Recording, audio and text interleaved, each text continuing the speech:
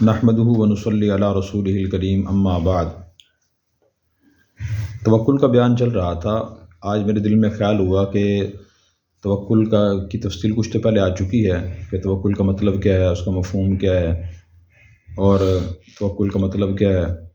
آج ہم توکل کے بارے میں یہ پڑھیں گے کہ توکل عام طور پر لوگ سمجھتے ہیں کہ اسباب کو ترک کرنے کا نام ہے، آدمی اسباب اختیار نہ کرے۔ حقیقت یہ نہیں ہے، اس میں تفصیل ہے۔ تفصیل یہ ہے کہ اسباب کی 3 قسمیں ہیں۔ نمبر 1 اسباب یقینی، یعنی وہ اسباب جن کے اختیار کرنے سے اکثر نتیجہ حاصل ہو جاتا ہے، یقینی اور ثابت نتیجہ۔ ایک تو یقینی اسباب ہیں، اس کی مثال یہ ہے مثلاً کھانا کھانے سے بھوک ختم ہو جانا، پانی پینے سے پیاس کا ختم ہو جانا۔ بعض ادویات ایسی ہیں جن کے استعمال کرنے سے اکثر فائدہ یقینی ہوتا ہے کہ ان کو استعمال کرنے سے فلاں بیماری سے شفا حاصل ہو جاتی ہے۔ تو ایک تو یہ اسباب ہیں مثبت، تو ان کے بارے میں شرعی حکم یہ ہے کہ ان کا اختیار کرنا جائز ہے، اور جہاں ضرورت ہو وہاں اختیار کرنا ضروری ہے۔ ضرورت کا مطلب یہ ہے کہ جہاں ان اسباب کو اختیار نہ کرنے سے بڑے نقصان کا اندیشہ ہو، مثلاً ایک آدمی اتنا بھوکا اور پیاسا ہے، اگر وہ پانی نہ پیے یا کھانا نہ کھائے تو مرنے کا اندیشہ ہے۔ ایک آدمی شدید بیماری میں مبتلا ہے اور اس کی یقینی علاج اور دوا موجود ہے، اور غالب گمان یہی ہے کہ اگر وہ دوا استعمال نہ کرے تو موت واقع ہو جائے گی، تو ایسے اسباب کو اختیار کرنا اس حالت میں واجب ہے۔ اگر یہ آدمی ایسے اسباب اختیار نہیں کرے گا تو شرعی لحاظ سے یہ گنہگار ہوگا۔ اچھا، قرآن کریم میں بھی اللہ تعالیٰ نے یہ بات ارشاد فرمائی ہے وَجَعَلْنَا مِنَ الْمَاءِ كُلَّ شَيْءٍ حَيٍّ، کہ ہم نے ہر چیز کو پانی سے زندہ رکھا ہوا ہے۔ تو پانی کے اندر بھی طاقت اللہ نے رکھی ہے، لیکن اللہ تعالیٰ نے اس کو سبب بنایا ہوا ہے۔ خود فرما رہے ہیں وَجَعَلْنَا مِنَ الْمَاءِ كُلَّ شَيْءٍ حَيٍّ، ہم نے پانی کے ذریعے زندہ رکھا ہوا ہے، پانی کے سبب سے زندہ رکھا ہوا ہے۔ اور جو اسباب یقینی طور پہ مہلک ہیں، مثلاً زہر پینے سے اکثر موت واقع ہو جاتی ہے، یا آدمی درندے کے سامنے خود کو پیش کرے یا کسی کو ڈال دے، یا سانپ کے سامنے جائے، سانپ زہریلا ہو اور پتہ ہے کہ اس کا ڈسنے سے اکثر موت واقع ہو جاتی ہے، تو ایسے اسباب کو اختیار کرنا شرعی لحاظ سے حرام ہے، جن کا نتیجہ مہلک ہے اور یقینی ہے۔ کوئی آدمی اگر خدا نخواستہ اختیار کر لیتا ہے اور نقصان ہوتا ہے تو شرعی لحاظ سے وہ گنہگار ہوگا۔ اسی لیے اسلام میں خودکشی کرنا حرام ہے۔ خودکشی کا مطلب یہی ہے کہ آدمی یہ جان بوجھ کے ایسا کام کرے جس سے اکثر موت واقع ہو جاتی ہے، تو یہ شرعی لحاظ سے حرام ہے۔ خود کو آگ میں ڈال دینا، بلندی سے گرا دینا، یا میں نے عرض کیا اپنا پھانسی کا پھندہ لے لینا، زہر پی لینا، یہ چیزیں شرعی لحاظ سے حرام ہیں۔ قرآن کریم میں اللہ نے فرمایا لا تلقوا بأیدیکم الی التہلکہ، کہ تم خود کو ہلاکت میں نہ ڈالو۔ اور دوسری قسم اسباب کی ہے اسباب ظنی۔ ظنی اسباب کا مطلب یہ ہے کہ جن کے اختیار کرنے سے اکثر انسان کو فائدہ ہوتا ہے، نتیجہ حاصل ہوتا ہے، تو ان کے بارے میں بھی مسئلہ یہ ہے کہ انہیں اختیار کرنا سنت ہے۔ نبی کریم صلی اللہ علیہ وسلم نے اسے ترغیب دی ہے۔ مثلاً عام طور پر بیمار اگر اچھے طرح اصولوں کے مطابق قابل ڈاکٹر سے، حکیم سے علاج کرائے تو اسے شفا حاصل ہو جاتی ہے، تو نبی کریم صلی اللہ علیہ وسلم نے اس سبب کو اختیار کرنے کی ترغیب دی ہے۔ سنن ابو داود کتاب الطب میں حدیث ہے تداووا عباد اللہ فإن اللہ لم یضع داء الا وضع له دواء، او کما قال علیہ السلام، کہ اللہ کے بندو علاج کرایا کرو، اللہ تعالیٰ نے کوئی بیماری ایسی نہیں رکھی جس کا علاج اور دوا نہ رکھی ہو۔ تو اس سے آپ ترغیب دے رہے ہیں۔ اسی طرح ایک صحابی نے مشورہ کیا تھا کہ یا رسول اللہ، جب میں نماز پڑھنے کے لیے آتا ہوں تو میرے پاس گھوڑا یا اونٹ ہوتا ہے، تو میں اسے باندھ کے اللہ پہ توکل کروں جو کھول کے نماز پڑھنے آ جایا کروں، کھلا چھوڑ کے۔ تو آپ نے فرمایا تھا اعقلھا وتوکل، کہ اس کی ٹانگ باندھ کر اللہ پہ بھروسہ کیا کرو۔ تو توکل اختیار کرنے کا بھی ترغیب دی آپ نے، اور سبب اختیار کرنے کا حکم بھی دیا۔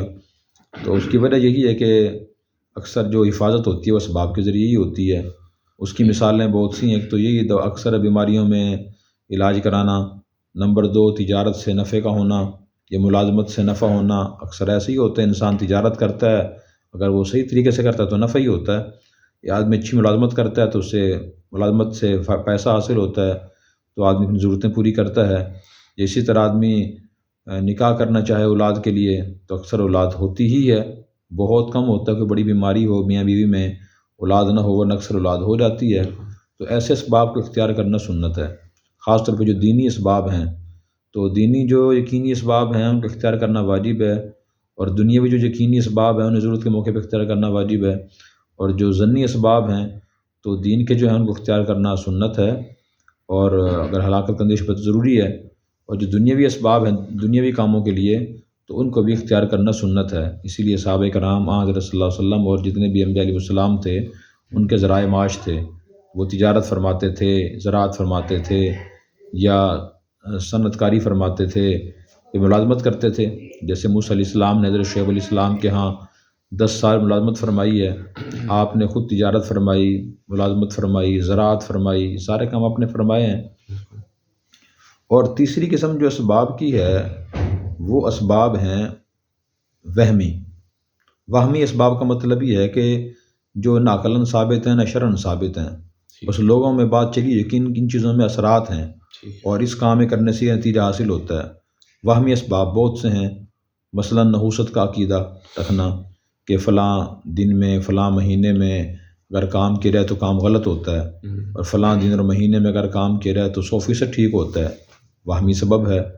نبی پاک صلی اللہ علیہ وسلم نے اس سے منع فرمایا، میں طیرۃ شرکن، بدفعلی لینا اور برا فعل لینا یہ شرک ہے۔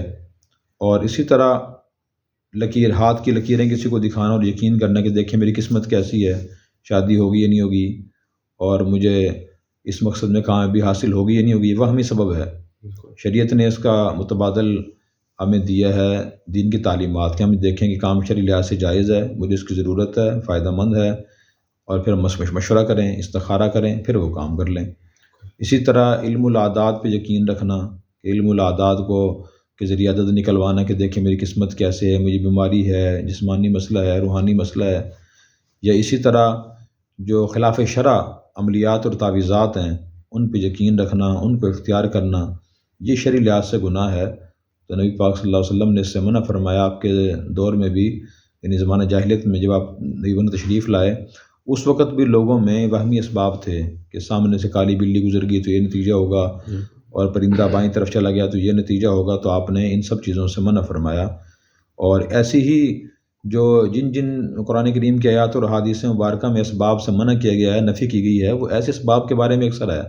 قرآن کریم میں وَإِن يَمْسَسْكَ اللَّهُ بِضُرٍّ فَلَا كَاشِفَ لَهُ إِلَّا هُوَ، تمہیں کوئی تکلیف پہنچ جائے تو اللہ کے سوا کوئی دور نہیں کر سکتا۔ تو لیکن بدقسمتی سے بہت سے لوگ لا علمی کی وجہ سے جو یقینی اسباب ان کے بارے میں یہ آیت پیش کر رہے ہوتے ہیں کہ دیکھیں جی اصل تو اللہ کے چاہنے سے ہوتا ہے، اللہ نے چاہے تو کچھ نہیں ہوتا، ہوتا اللہ کے چاہنے سے ہی ہے، لیکن اللہ تبارک و تعالیٰ نے جس اسباب میں یقینی تاثیر رکھ دی ہے تو ان اسباب کے بارے میں بھی ہمارا نظریہ یہی ہے کہ اللہ تعالیٰ ہی یہ کام کرتے ہیں۔ اللہ چاہیں گے تو بیماری سے دوا کے ذریعے شفا حاصل ہوگی، اللہ چاہیں گے تو روٹی سے بھوک ختم ہوگی، اللہ چاہیں گے پانی سے ہماری پیاس ختم ہوگی۔ تو لیکن اسباب یقین تو ہر حال میں اللہ پہ رکھنا ہے، ہم نے اسباب پہ یقین نہیں رکھنا، لیکن جو یقینی اسباب ہیں اور اسی طرح جو ظنی اسباب ہیں جن کا نتیجہ 100% نہیں آتا، کبھی نتیجہ نہیں بھی نکلتا، تو انہیں ہمیں اختیار کرنے کا حکم ہے۔ جو وہمی اسباب ہیں ہمیں ان سے بچنے کا حکم ہے۔ اللہ تبارک و تعالی ہمیں توکل کا صحیح مفہوم سمجھ کر اپنانے کی توفیق عطا فرمائے۔